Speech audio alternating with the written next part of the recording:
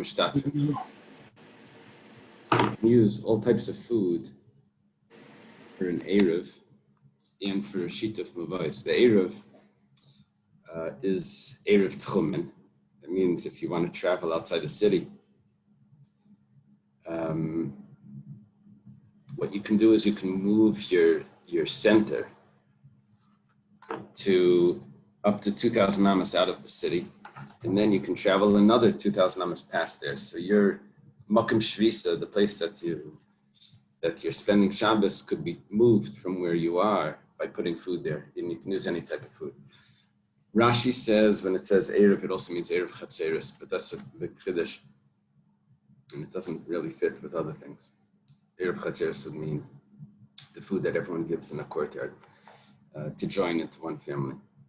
And Mishtatfim means that if you want to join a Mavi together, Mavi is the alleyway that we were discussing, that all the courtyards have to give food, and that food is placed in one of the courtyards. All the courtyards surrounding an alleyway. Then you can use that alleyway. You can carry there if you set up the lechi or the kaira. So what the Mishnah tells us is that you can use any type of food. Doesn't matter. However, chutz min hamayim min hamelech, you can't use water. You can't use salt. Now the explanation for this is that a person's mind is where his food is. So that becomes his location. But that doesn't apply to water and salt. He's thinking about better things. This bread, I don't know. Kugel. It says that one of the tithes, the second tithe, you have to take a tenth of the produce. The first one you give to the Levi. The second one you designate to use in Yerushalayim. Now, you don't have to actually bring it to Yerushalayim. You could redeem it and bring the money to Yerushalayim. When you get to Yerushalayim, use that money to buy other foods. Now, what type of food are you allowed to buy this? So you're allowed to buy any food. Chutz min hamayim min hamelech, but you can't buy water and salt with that money. Someone takes an oath, a vow, that he's not going to have any benefit. He's not going to have any nourishing food, say today. So mutter the mayim with a melech, they switch it on the side. He's still allowed to have water and salt because those are not considered nourishing. Now we have a new part of this. The second concept in the Mishnah. First was what type of food. Now was where could the food be placed? So if it's a Erev Tchumen, person wants to travel outside the city, one direction, he puts the food somewhere outside the city. Now, let's say he puts it in a place where he can't access it. But let's say he puts food that he's not able to eat because of halachic reasons, he can't eat it. So again, he can't access it, he can't eat it, or he can't access it. So it says like this, Ma'arvin le'nazir b'yayin. A nazir who took a vow that he's not going to drink wine is allowed to put wine as his food, as for the Eruv, even though he himself can't drink it. But it says, given the chazi la'acherim, it's fit for other people, it's still considered food. He has his own issue with it. No. Well, imagine like it's as if he got there and he has a stomachache, he can't eat it. It's chazi la'acherim, it's still considered food. Well, Yisrael b'truma, and the Yisrael can put truma there. Truma is food that's only eaten by a kohen, but nevertheless, that could be used for the Eruv because it's chazi la'acherim. Simcha Simcha says no, it has to be fit for himself. It has to be chazi lei. Gemara is going to discuss why he's only arguing about this. What about the nazir? The nazir also, why does he just say chulin? The lakayin bebeis pras. A kohen can put the food in an area that there was a grave, but it got plowed over. Now, you don't have to, according to the Torah, the area of the grave is the tummy part, and the rest of the field is tahar. Rabbinically, there's a concern that maybe the plow went too deep and took the bones of the grave with it, and it spread it around the field. It's called a beis hapras. The kohen's not supposed to go in there rabbinically. However, there is a way around it, that he could blow the ground as he's walking to check if there are bones. And then he can take another step. He blows, he checks the ground, he takes another step. It is possible to get through that. I don't know if you can do that on Shabbos, but it is possible. Rabbi Yehuda Mafil Bein Hakvaris, supposed to be Bebeis Hakvaris. Rabbi Yehuda says even, you can even put the food in a Beis Hakvaris, not only in a Beis Hapras, you can even put it in a Beis Hakvaris. Now it's not because he holds that it's Chazi La'acher, it's not because other people can eat it. He's a Kayan, he can't eat it, but others could. What he holds is that because he has a solution of how to get in there. How does he get in there? He goes in a box, some sort of protection from the tumah. So it's actually chazi lei. It's fit for him.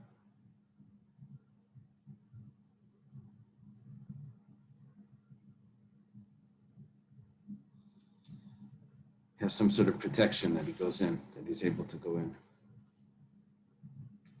This whole discussion about Kayanim flying over cemeteries. Which flights you can take. There's complications about it. If the luggage compartment is considered a separation. Okay. Rabbi Yechanan says, "Ein lamida min haklal safil b'makom shenemar b'chutz." You can't learn anything from klalos. We had in the Mishnah, Bakol Ma'arvin. Klalos doesn't mean curses. Klalos means generalizations. It's with a kaf, not a kuf. You can't learn from the generalizations. There are statements that are made that are general statements, but you can't learn a halacha out of those general statements. They were just like rules that you have, like sort of like how to teach students. They make a general rule. If you want to learn a halacha out of that, then there's details that have to be examined. Even if the generalization says that here's the rule, and the exception to that rule is the following, even then you can't learn from that, even though it looks like it's really specific, but you still can't learn from that. Okay, now that was a statement of Rabbi Yechanan. Now our Mishnah had a generalization, and you can use all food. And that would tell me I could use all food, if that would be the halacha. It even says, chutz min hamayim min hamelach. It even says with the exception of water and salt. That's for sure. I can use anything I want. It means I can use, pickle juice or something. I could use anything. So that should be the rule. But Rabbi Yechanan says no. Ein l'meidin min haklalos. You can't learn from that. Now the Gemara says mida kamar filu b'makom shenemar b'chutz.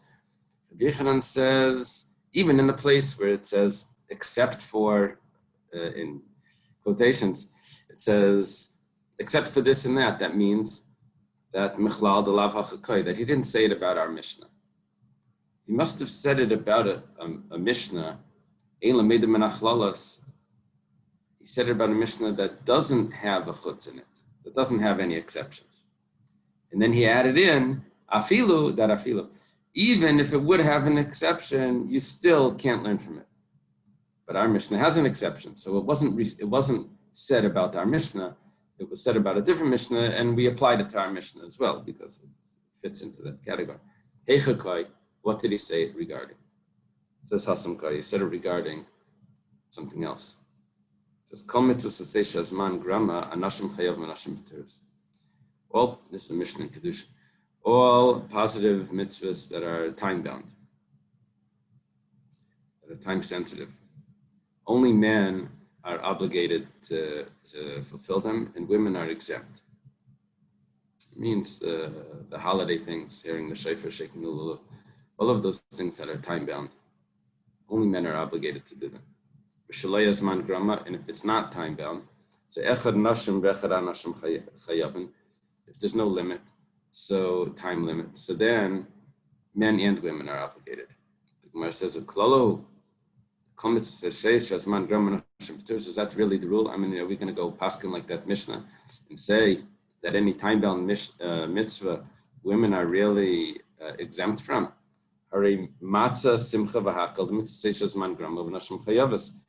Just listed 3 mitzvahs. The mitzvah of eating matzah on the first night of Pesach. Women are obligated to eat matzah on the first night of Pesach. But it's a time-bound mitzvah. It's only the first night of Pesach. There, it doesn't fit. What about simcha? On the holidays, you're supposed to rejoice. How do you rejoice? Either with the meat of the korban or with drinking wine. So women are obligated. It's a time-bound mitzvah. It's only over the holiday. And Hakel was on the Sukkot of the 7th year. They would gather together they would read. The king would read from the Torah. It says, Anashim, Nashim, B'taf. Men, women, and children would come. It means women are obligated in that as well. It's time-bound. It's once every 7 years. So the mitzvah says, "Man gram nashim chayavis." Okay, now he takes it the other way. You want to say that every mitzvah that's not time-bound, women are obligated, and that's not accurate either. Every Talmud Torah, what about studying Torah? Women don't have to study Torah.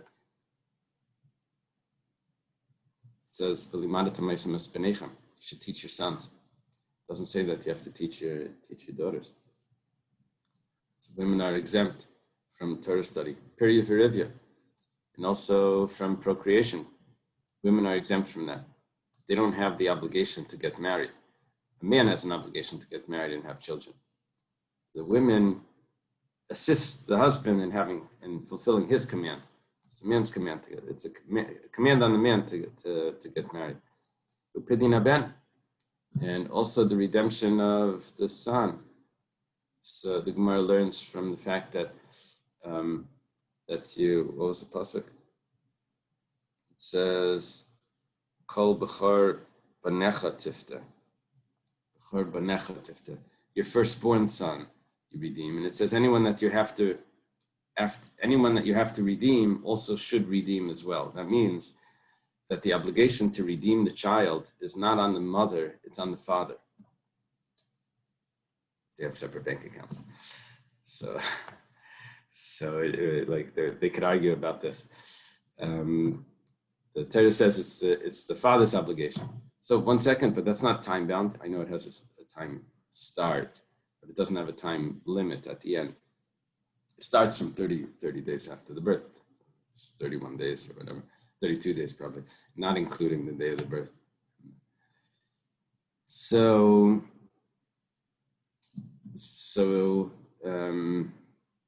those seems to be, we have exceptions. It's a positive command that has no time limit, and nevertheless women are exempt. So the Mishnayos gave us rules. It doesn't mean that in those rules you have all the details. So it is. There's always exceptions to the rules. If you would take the rule and say that that's all I need to know and I can paskin like that rule, then you would come out with things that are against the halacha. The rules are there to give you the general rule, and then there's always exceptions to those rules. Okay. Amar Abaya, Vitem Rabbi Yirmiyah. Abaya says, and Rabbi Yirmiyah also says. Some say that Rabbi Yirmiyah says. We also have another Mishnah that this fits with. It says, we have another rule. Okay. Kol shenisa al gabe hazav tameh. Anything that's carried above the zav. Anything, a zav is a person that's tameh because he had a mission that's irregular, and he has a severe tumah. In order for him to become tar, he has to dip in a mayan, a spring, living water, and tumah comes from him onto other things as well. So here we're learning that anything that's above the zav, it's like a sheet that's above the zav, or anything that the zav carries above him, meaning that he lifts up, so that becomes tummy. And anything that the zav is on top of, that he steps on or sits on, is tahar, that's pure. except for things that are chairs or mattresses, beds, mats, whatever, cushions. Only those are the things that will become tamei if the zav goes on top of them. Now, we're not talking about tumas maga if he touches it. We're talking about when he doesn't touch it, but it's above it. So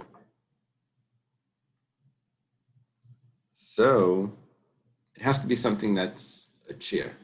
If he would sit on a basket or a barrel, and the person that needs the barrel would say, "Get up, I need to do my work," then that's not considered a chair. And so that wouldn't be tamei. Adam. And the person, if he goes on top of a person.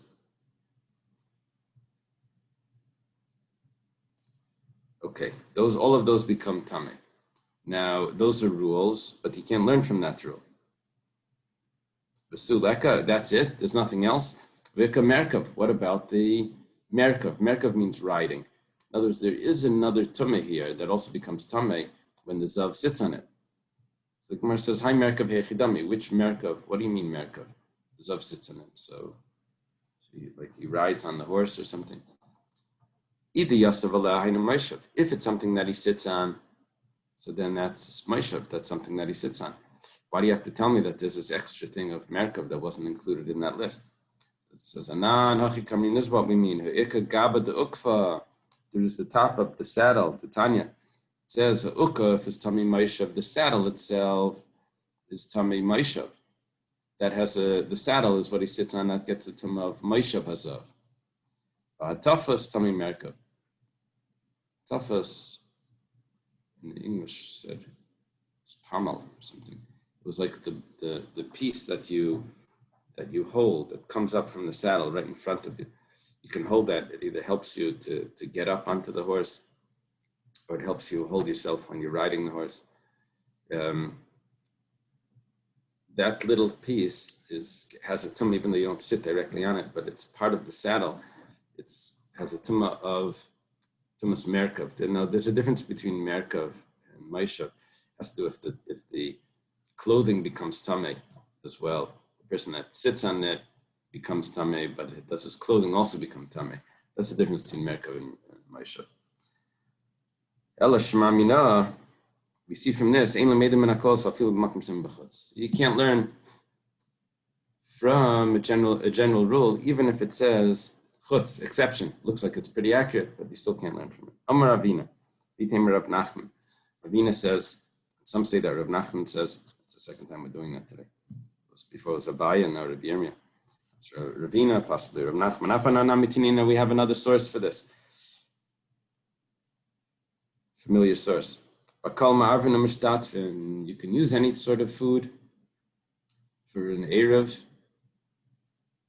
Tchumen. You put it outside the city, so you should be able to walk an extra 2,000 amas. Mishtatfin is the joining of an alleyway with all the courtyards. You can use any sort of food, except for water and salt. He's saying you can't learn from that. There's nothing else that you can't use. What about mushrooms and truffles? Those, not the chocolates. Those mushrooms are not considered food. A person doesn't consider it food. They could be eaten, but it's not considered food. In other words, when you look at our Mishnah, and it says that you can use everything except for water and salt, that's actually not the halacha. There are other things that you also can't use. Kamein pitrios. They also can't be used. That means you can't learn from these generalizations. These general rules. Okay. Now we're up to the next section of the Mishnah. It said, Akol nikach b'kesef meiser. Everything could be bought, all food could be bought with meiser money. Except for water and salt. Now, Rabbi Eliezer Rabbi Yossi Bar Chanina, says Eliezer is supposed to be Rabbi Eliezer. Rabbi Eliezer and Rabbi Yossi Bar Chanina. These are two Amiraim in Eretz Yisrael. And they have a discussion here. Chad masni ha'erev, chad masni ha'meiser. One taught this, we didn't say yet what they taught.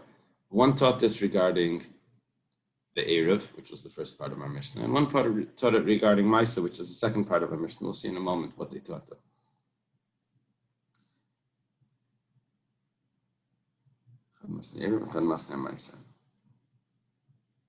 Chad Masniya Eruv. One that taught on the Eruv, Leishano means Bamedvar Mamura. This was only taught, it's the same. The Mishnah would say Bamedvar Mamura. And the Gemara it says Leishano Ela. What we taught is only Mayim B'fniatzum Melech B'fniatzum, water alone and salt alone. The Ein Ma'arvin, that you can't use it for an Eruv. Apal B'mayim Melech Ma'arvin. But if the water and the salt is already mixed, then it's a type of brine. It's a salt water. So then you could use that for an Eruv. You could use that for an Eruv. It's mixed already. It's considered a dip for bread. So that's considered a food that you can use. Chad Masniya Meiser. Some taught it regarding Meiser. In other words, the first opinion taught it that if you want to go travel outside the city and all you have is salt water, so you can put the salt water over there, and then on Shabbos you can walk in that direction an extra 2,000 amas. One taught about Meiser that says like this: Leishanu ela mayim b'fnei atzman u'melech b'fnei atzman de'ein nikachem. When you go to Yerushalayim and you want to buy items, food items, so you have money that was Meiser, because that was your redemption money that you used from your produce, from the tithing of the produce. So that redemption money took your shalim. Now you want to buy food there. So, well, they're selling water. So you can't buy water, you can't buy salt. But if they sold salt water, then you would be allowed to buy it. It's very interesting. I was always laughing about how convenient they make. They started to sell for Pesach 10 pieces of bread already wrapped up. So they already sell the oil in the cups already, that you just take it off. You don't even have to put a wick in for Hanukkah. So I was laughing because someone told me that they said that they sell already pre-made salt water in one of the Judaica stores. So like, whoa, that's just really, no one wants to do anything. So but here they have that. Here you can buy salt water in Yerushalayim with your Meiser money. Yeah, Dr. Stein. I once wanted to invent a pre-made water. A packet, you buy it, you just add water and you have water. Same concept. Didn't sell. That's funny. You could do both, cold water and hot water in that one. Okay.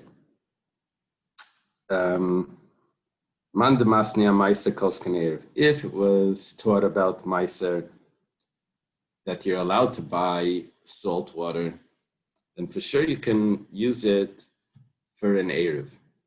The Eruv would be less of an issue. We'll see in a moment why. But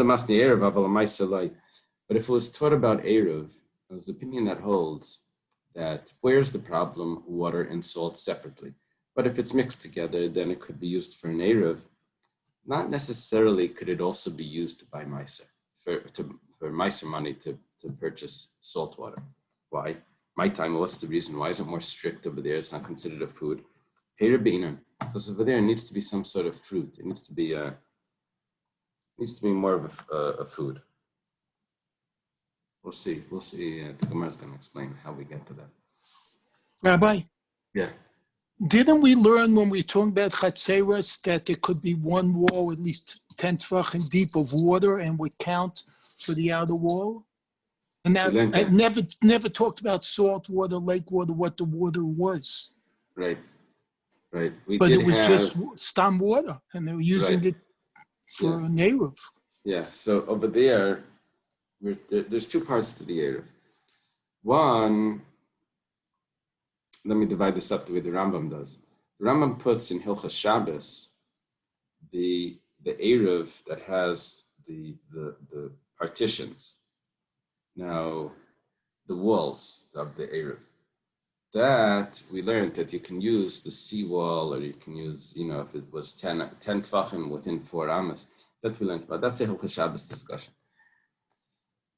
The Eiruvin, how the Rambam starts Eiruvin, when in Hilchos Eiruvin, he's talking about using food to combine families into one family. That's Eiruvei Chatzeros. Or Eiruvei Tchumen is to take food and to put it somewhere, and that becomes your Makom Shvisa. It's a different concept. One is what creates the Rishus, based on the walls, and that we said that you could use a seawall. This is a different area. This is a different part of Hilchos Eiruvin, and that's that you have to join everyone together to be one family.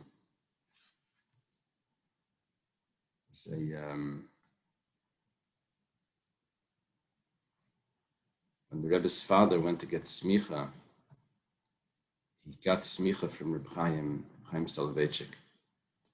And when he came in to get smicha, someone came into Reb Chaim, it was Sukkos. And it said they had set up an Eruv with families that were using one sukkah, but they forgot to put food for the Eruv Chatzeros. So Reb Chaim turned to Reb Leivik and he asked him, what do you say? So he said, the sukkah itself is ma'ariv.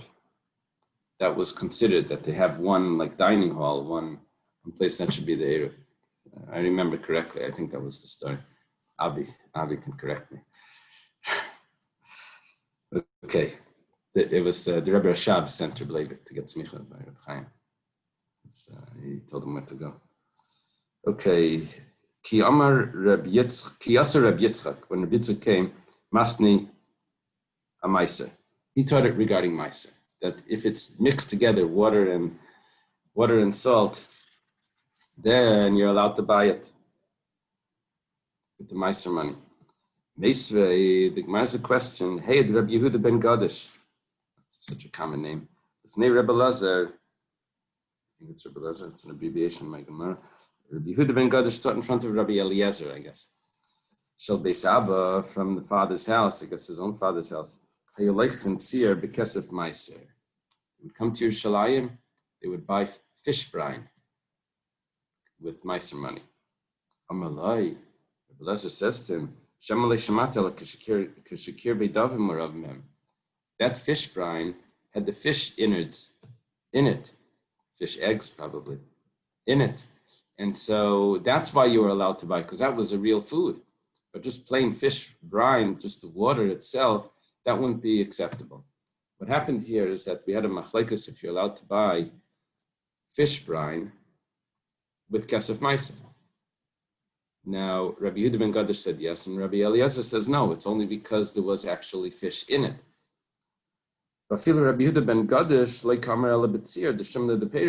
would only be, even Rabbi Yehuda ben Gadish only held that you can buy fish brine, but he didn't hold that you can buy just salt water. Fish brine is really salt water, but together with fish. But no one says salt water alone. But not water and salt, not salt water. You can't buy the kesef meiser. It's a kasha. It's a kasha on the one that says that you can buy with meiser money, you can buy salt water. Based on this, it can only be fish brine. Rav Yosef says this that Rav Yitzchak taught, that you're allowed to buy salt water, that's because there was oil in it. This reminds me of that kid's book, Stone Soup, right? Is that remember the book? I think it's called Stone Soup, where they said this kid wants soup. He says, "Give me a stone so I can make soup." So you can make soup out of a stone. And he said, "Yeah." And then they add this and the onions and this and all the vegetables and this. And he says, "See, you can make soup out of a stone." So here, it's salt water. My wife doesn't like that book. She thinks the kid's lying. It's not teaching honesty. But here they're buying salt water and they're mixing oil in it. So you're buying oil together with the salt water. You see, you're allowed to buy salt water. Why? Because you bought oil. And the oil has in it salt water. It's like a salad dressing, salt water with oil. Amalei Abaya v'tepiklam mishum shemen. Abaya says, so what are you telling me that you're allowed to buy salt water? You're not buying salt water, you're buying oil. No, you're actually paying for the salt water. You're using Meiser money to buy oil. But in the oil is also salt water. And you're paying extra for the salt water. It's behavla, it's joined together. And you're allowed to do that. Behavla mishari. Are you allowed to do havla? You're allowed to use this money. You're buying other items that aren't really considered food. Salt water is not considered food, and you're buying it together with the oil. Umar says, you're allowed to. Vatanya. Rashi says over here, Vatanya is benichusa. You see, the word Vahatanya is a compound word. It's Vaha and Tanya. Now, the word Vaha could have two translations. Ha in Aramaic could mean this or it could mean but. So Vahatanya, and but it was taught in a brisa, it's a question.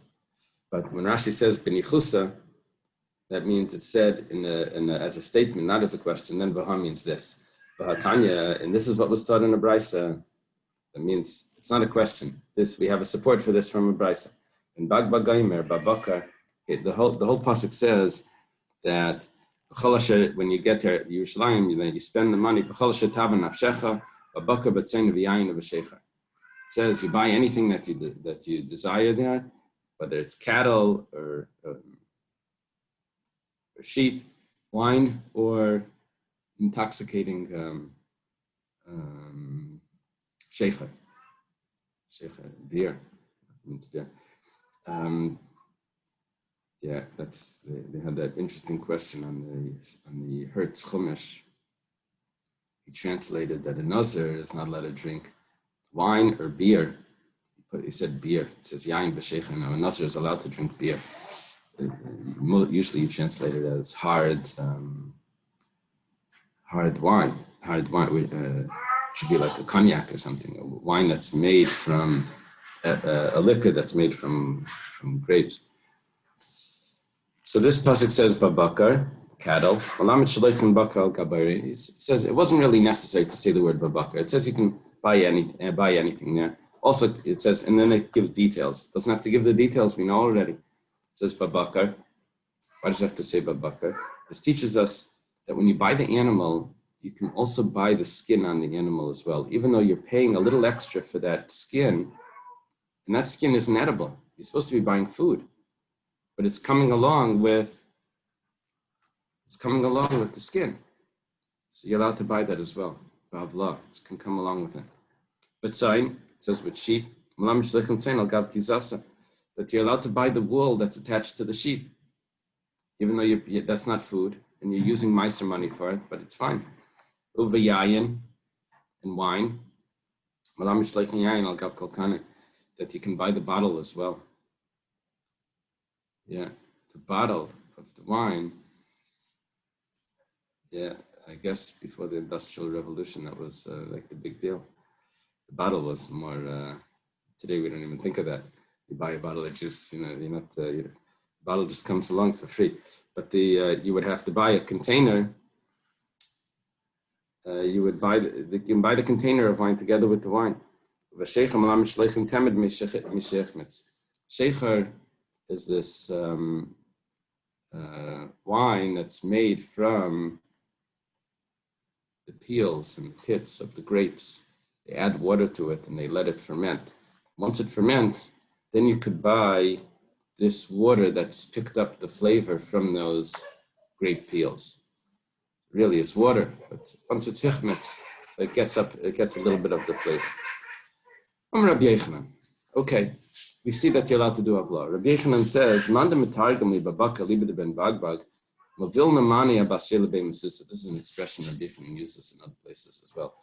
He says, anyone that can explain to me why it's really necessary to have babakar according to this brisa of ben bagbag, that's the one that taught this brisa, I'll carry his clothing to the bathhouse. That means like I'll serve him. If you can teach me this, I'll carry your clothing to the bathhouse. My time, what's the reason? What's the issue over here? Kulu trichi labar mi bakar leitzarach. You're right. All of those statements are necessary, but bakar is not necessary. My trichi. Why are they necessary? Because of Rachmana Babakar, we're going to go through this backwards and forwards. If it would have only said Babakar, it wouldn't have said the other ones. So Hava mina Bakar who Misdaman al Gavayra, I would have thought that the animal could be sold together with its skin, Mishum de Gufa, but look, it's one body. You didn't cut it off yet. You don't have to cut it off. Aval Sayin al Gav Gizasat Lav Gufa Malai. But sheep, together with the hair, with the wool, that I would say you can't pay for the wool separately. Why? Because while the animal is alive, the skin is attached. You can't cut the skin off the animal. But while the sheep is alive, the wool, you could cut it off. It's not really one body. So I need tzayin. That's a chiddush. Because Rachmana Batzayin, if it would only say tzayin, that tells me I can cut off the wool, that you can buy the wool even and you didn't cut it off. Al gav gizasa, together with the shearings. Hava minim mishum de mechuber. I would say because it's still attached. Aval yayin al gav kalkani and malay. But wine, together with the bottle, it's not attached to the bottle. I would say you can't pay for the bottle with ma'aser money. So it's a chiddush. Because Rachmana beyayin, if it would say that you can buy the bottle of the wine together with the wine, Hava Amin, I would say, would have thought, I would have said, Mishum dahainu netirusa, because that's the protection for the wine. Aval temed mishechmetz, but this temed, which is a type of drink that comes from the water together with the grape peels, the kiwa ba'almahu, but that's just water. It's just a souring of the water. A malay, I would say that you can't do that because of Rachmana Sheikha, so it needs to say Sheikha that you can buy that with the ma'aser money. Because of Rachmana Sheikha, now we work our way backwards. If it would have only said the last thing, Sheikha, Havamina, my Sheikha, I would have thought, what is Sheikha? Dveila Keilis, the Peru. This is a type of Dveila, is a fig that causes intoxication. I don't know exactly what it is, but it's someone's got to figure out what this is. you eat it. Done. Wasn't this mead wine? Temed? Med is mead. Was mead. Temed. Med is honey wine. There's no such thing as meat wine. You don't get wine from a cow.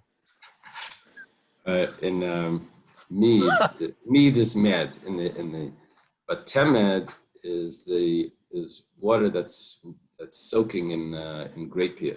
Grape peels that's soaking in water that starts to ferment. Oh, it's not the same. All right. So I would have thought that it's an actual food, sheikhar, not that it's water that's soaking, that's grape peels are soaking. But wine together with the barrel, together with the bottle, I would say you can't spend ma'aser money on that. So it has to say it. Because Rachmana Yayin al Gav Kakane Daina Netirus, if it would have said that, I would have thought, well, the bottle, it's the protection for the wine. You have to be able to buy it, so you could do that. Aval Tzayin al Gav Gizasim Malay, but I would say that you can't buy the shearings of wool together with the sheep with ma'aser money. So Kas Rachmana Tzayin Dafil al Gav Gizasa. So therefore it says Tzayin. But once it says all of those, Babakar Lamali, why does it have to say the cattle? And that teaches me that you can buy the cattle together with the skin. If you can buy the wool together with the sheep, for sure you can buy the skin. That's attached to the body. If it would have said everything else, it wouldn't need to say this. I would have understood this. The only possible answer is that how did I get to the information that tzayin is including wool, and bakar is including skin? How did you get that information? If it wouldn't have said bakar, and I understood that that's including the skin, the hide, then I would have thought that when it says tzayin, it's including the hide, the skin. And if you say like Kasav Rachmana Babakar, that if it wouldn't have said Babakar, then have amina tzayin al gav oira in al gav gizasalai. I would have thought that what is the sheep telling me? The tzayin, that you're allowed to buy the sheep. That detail, it didn't have to say that. It could say you could buy anything. It's coming to tell me a chiddush, that you don't have to buy it without the skin. So Kasar Rachmana Babakar, it has to tell me Babakar, that tells me that bakar includes the skin. The chiddush is that tzayin includes the wool. If it wouldn't have said babakar, I would have thought that sign is including the skin. It's not telling me that the skin, the bakar. Bakar, I don't really need bakar to teach me skin. What I need bakar for is to tell me that sheep means wool and not skin. So I have to use up the skin with the bakar, and then that's my starting point. Once I get rid of that, then the sheep could tell me the chiddush. Maybe that's the pshat.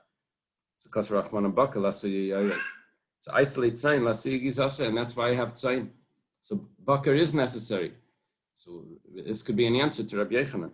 The Gemara says, "Ilay kasher rachman and bakar, layav tzayin al gav gizasaline." It says, no, it's not true. If it wouldn't have said bakar, you never would have said that tzayin means the skin anyway. Why? Dimkein lichtav rachman bakar. We would have said, say bakar and don't say tzayin. If you only want to teach me skin without wool, then tell me something that has skin without wool, which is the cattle. Sheep has wool also. Why do you tell me a confusing word? Sheep has skin and wool, but bakar only has skin. It doesn't have wool. You don't get wool from cows. So if it would have said tzayin, and you would say, oh, tzayin is telling me the skin, we would say, so why do you use tzayin? You should have said bakar. So it can't be that bakar is needed to teach me the skin, and therefore tzayin teaches me wool, because without bakar, tzayin would have taught me wool anyway. You would tell me maybe tzayin is teaching me skin. So then why do you say tzayin? You should have just said bakar. So the male isolate tzayin, so that leaves tzayin extra. Given the kasher rachman tzayin, once it says it, dafil agav gisasa, that's because of the shearings. It's going to teach me the shearings. So babakar lamali. So why does it have to say bakar? Hashta tzayin agav gisasa is davna. If the sheep could be bought together with the wool could be bought together with the sheep. Bakar al gav buy. Does it really have to tell me that you can buy cattle together with the skin? Of course you can.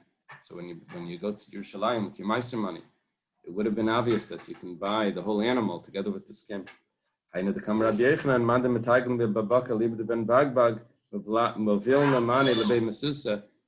that would tell me the pshat in this, I would carry his clothing to the bathhouse. My kamifagi, Rabbi Yehuda ben Gadish, Rabbi Lazar. What's the machlekes Rabbi Yehuda ben Gadish, Rabbi Lazar? Bahani Tanai and the following Tanai.